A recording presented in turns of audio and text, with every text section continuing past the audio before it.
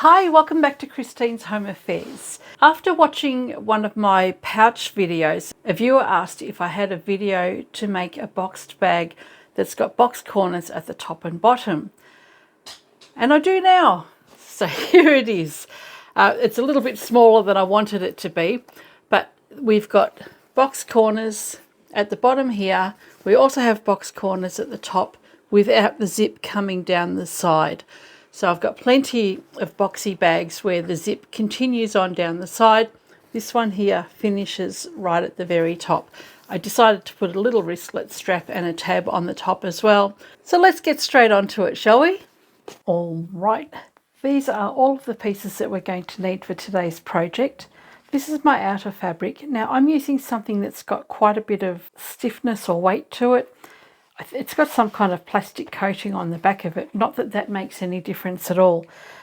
So for that reason, I'm not going to be putting any stabilizer on this. So if you're using quilting cotton or a lighter weight fabric, I'd recommend using an interfacing or some kind of iron-on fleecy.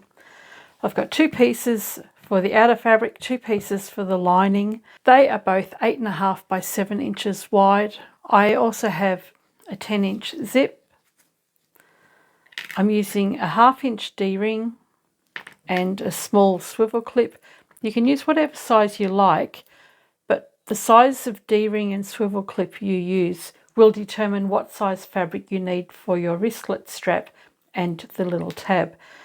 Because I'm using a 1/2 inch, I want a 2-inch wide strip of fabric.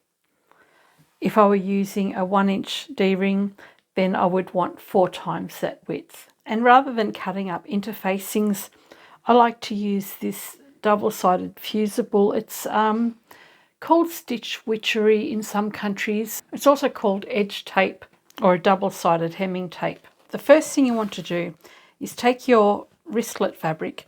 This is the wrong side, this will be the right side. Fold the fabric in half and press that. Then take your raw edges and fold those into the center and press that. Before I go to the next step, I'm going to cut 2 inches off this, or 5 centimeters. That will leave a 16-inch length here. And I've got my webbing cut to 15 inches. I'm going to place that to the inside, and there'll be about 1/2 inch on either side that doesn't have any fusible on it at all. Fold those layers in. And it doesn't matter that the stabilizer isn't quite as wide as the fabric. It's really just to give it a little bit of support. Fold those edges in again. And then we'll take that to the iron and press that. For the other one, I'll open that fabric out. I'll just place the stabilizer to the inside and fold that together. So I fuse those layers together, and if you open that out, the fold on the inside is actually fused to that stabilizer, so it's not going to come away. What I need to do for the small one is sew down both long edges. I'm going to show you how to make this pouch without any hardware. So some people may not have hardware like this. If you want to make the wristlet pouch without any of these, then what you're going to do is fold your fabric together. You won't need this tab. Just fold your fabric together and stitch down both long edges. And that's all you'll need to do until later on in the bag. So if you don't have hardware, just sew down both long edges and leave it at that. Forget about that. Because we're going to be using some hardware, we want to sew down both edges. With this one here, open the fabric out. At the end, we don't have any stabilizer. I'll grab a swivel clip. I might get a larger one. Okay, so what I have is either too big or too small. I'm going to stick with the small one. Feed that through. And then we're going to open out the folds and bring the right sides together. So we've got the fabric folded in here and on this side. You want to bring the right sides together, and we're going to sew straight across there. I'll quickly go and do that now, and then we'll go to the machine together to do the next part. So that's been sewn across there. Separate the layers and press the seam open. And then what we can do is fold the fabric back in half again, all the way around, keeping that seam pressed open. Then we'll go back to the machine. We'll sew down the entire long edge on one side, and then on the other side, we'll also do this one as well. When we've done that, I like to take the section where the seam is, and I'll bring my swivel clip almost to the end. I'll have it come up by about 1/2 inch, and that will be my stitching line to secure that closed. Doesn't matter which side you start on. You just need to move your swivel clip out of the way as you get to it.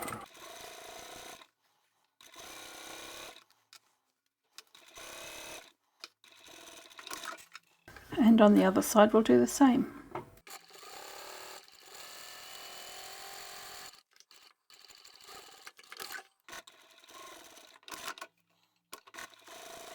That one's been sewn all the way around. Find the middle section here, or the seam. Some people like to put their seams right at the very top. There's no reason why you can't do that. It's just a bit bulky. I prefer to have mine close enough to the edge of the clip, but far enough away so that I can sew over it without actually breaking my needle. I will go and sew that closed. And so that I don't forget to do this later, I'm going to put my D-ring on here now, and we don't need to worry about sewing that closed. We can just insert that into our bag later. Okay, so that one's ready. I can set that aside until we finish the bag. Set that one aside as well. We can start preparing our fabric. I'll just take one side of my outer fabric for now. We're going to have a 1 centimetre or 3/8 inch seam allowance. Now that's important to remember because the box corners that we're cutting out is making an allowance for that. This will be the bottom of my fabric, and I'm going to measure 3 centimetres or 1 3/8 of an inch on the bottom corners. So this is the bottom and this is the top. On the top, we're going to measure 3 centimetres again from the outside edge and only 2 centimetres from the top. Same on this side.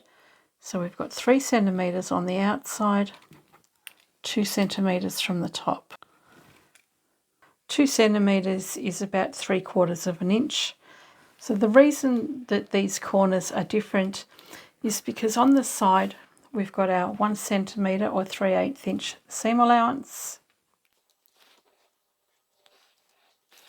On the bottom we'll also have the same seam allowance. By the time you place your zipper tape onto your fabric, you're probably going to lose almost another centimetre, and that small box corner will hopefully give you nice even boxings on the top and the bottom. Now that we've got the box corners worked out, top of the fabric with the top of the fabric here, we'll place right sides together. Grab your lining, place right sides together. I'll place all of those layers together. Line up all your layers so they're nice and even, and then we can cut out the box corners.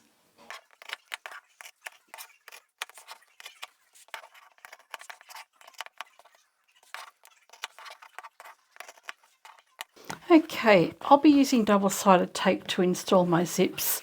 If you don't have access to that, just use clips or pins. I have an 8-inch zip here. I'll run some double-sided tape along the top. Place the zip with the teeth faced down. I've got the metal ends of the zipper here and here. I usually like to cut these off, so I'm going to overhang my zip where those metal teeth are, so they can sit just outside the boxed corner that we've cut out. Another bit of tape. And grab your lining, and you want to grab the top section of your lining, so it's the one with the smaller cutout. Have right sides facing. We'll place that over the edge. I like to line up the side edges here, and once I know that they're nice and even, Then I'll line up my fabric along the top edge of my zip, and that's ready to be sewn in place. Let's go and stitch that in place. I've got my zipper foot on. I like to use the edge of my foot and the ridge that's made from the zipper teeth as my stitching guide. The edge of my foot will run along that bump that I can feel in the fabric. Normally I like to sew with the outer fabric faced up, but because this has got some kind of rubber or plastic backing, it's not allowing the fabric to feed, so I'll just sew from the other side.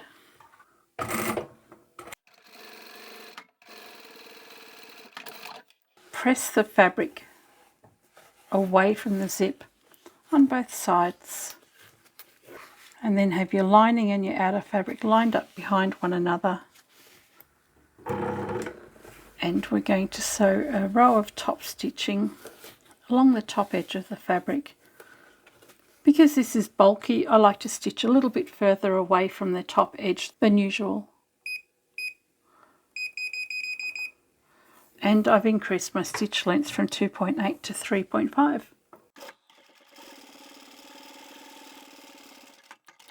Okay, with that side of the zip installed, I'm going to make a mark from the edge of my fabric here to the other side of the zip.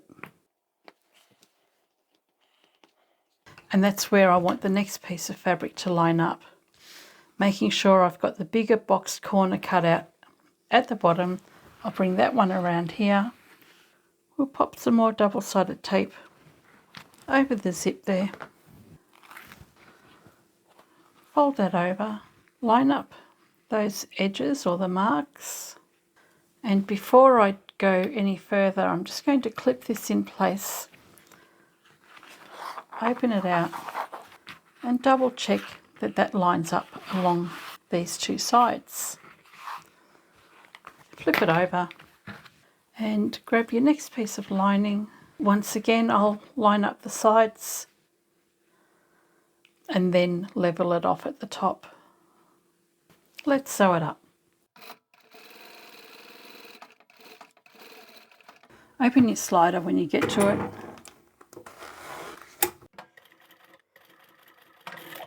And then press your fabric away from the zip again, and we can top stitch.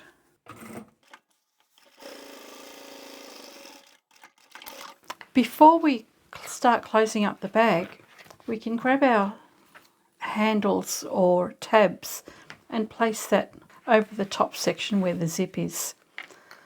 That's not very straight. Open your zipper at this end. I like to use adhesive tape to keep the teeth together and nicely lined up along the edge.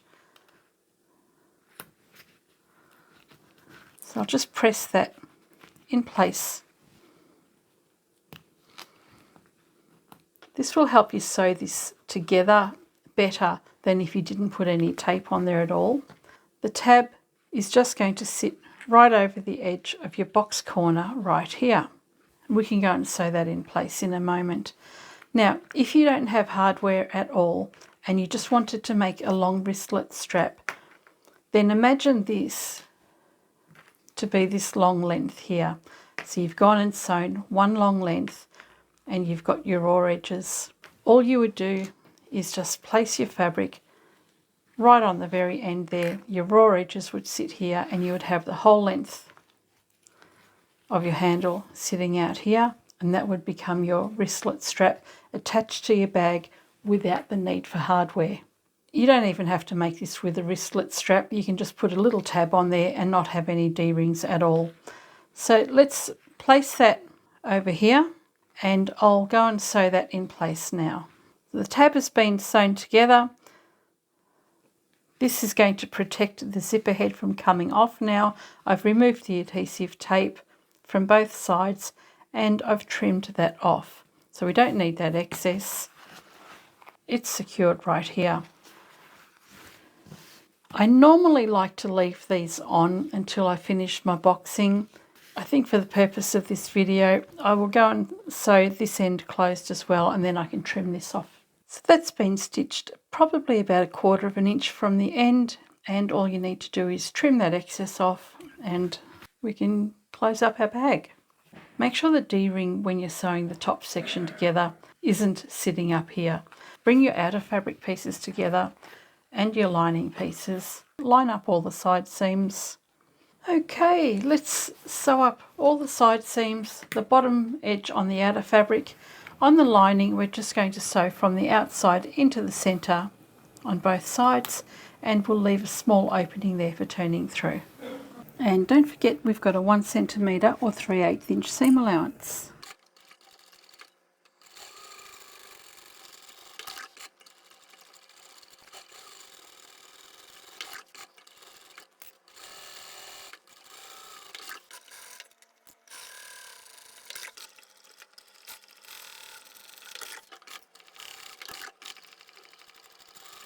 Now it's time to close up the box corners. So we've got a little opening along here. Double check that you've got your zipper open at least part of the way. Let's pinch out these corners.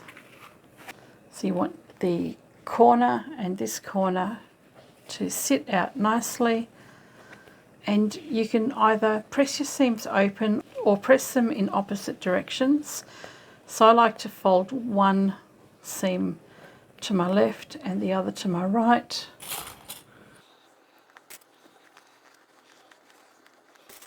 Do the same for the other end, and where I folded my seam over to my right at this end, I'm going to follow the same and then move the other one to my left, and that will lock those seams in.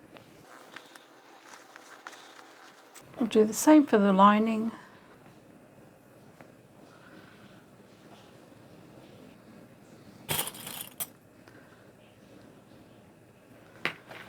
And then all that's left to do is the centre where we've got our zip. So pinch the edges together. Just move that out of the way for the moment. And we've got the zip nice and even along the edge.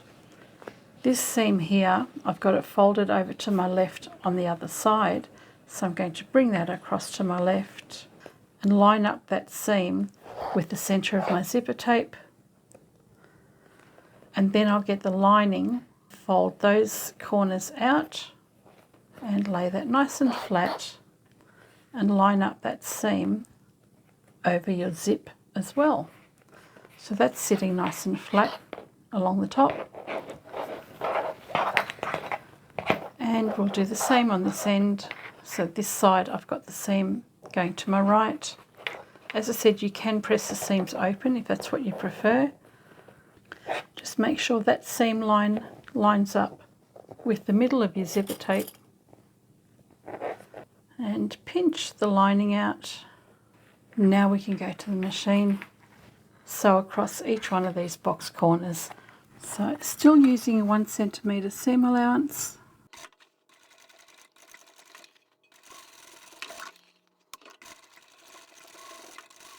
So that's the bottom of the outside.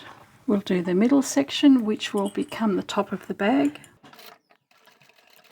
And just make sure that your D-ring's not in the way.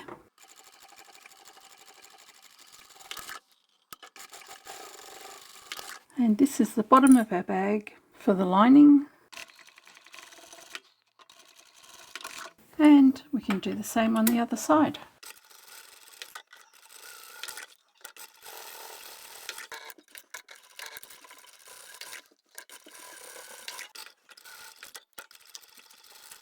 Okay, once you've done all of your corners, you can bring the bag the right way out.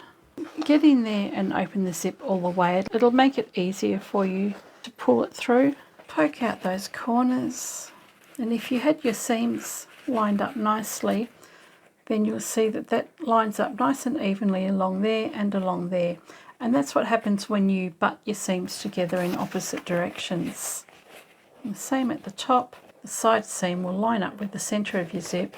And before we go any further, we can close up the opening, pinch those edges together, and we'll sew that opening closed. And there is our little zippered pouch with box corners at the top and at the bottom.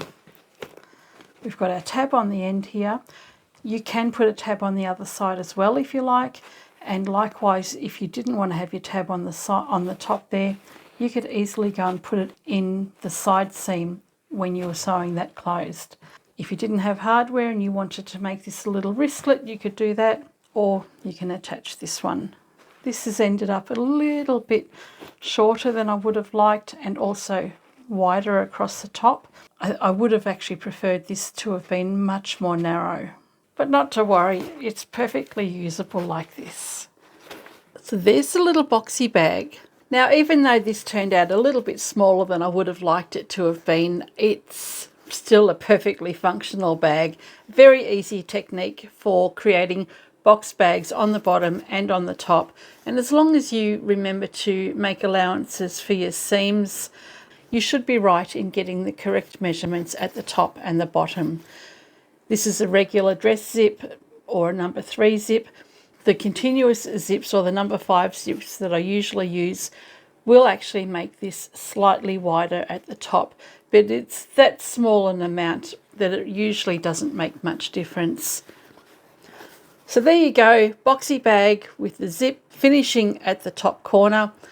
I'm about to do a batch sewing video for some sample fabric that I have, and I think that I might use this technique to do the box corners at the top of the bag. I'm planning on doing crossbody bags, but I'm going to try and make it a lot narrower at the top. Not sure how that's going to work for me, but that'll be a video coming up soon. I hope you've enjoyed this video, and I'll catch you next time. Bye for now.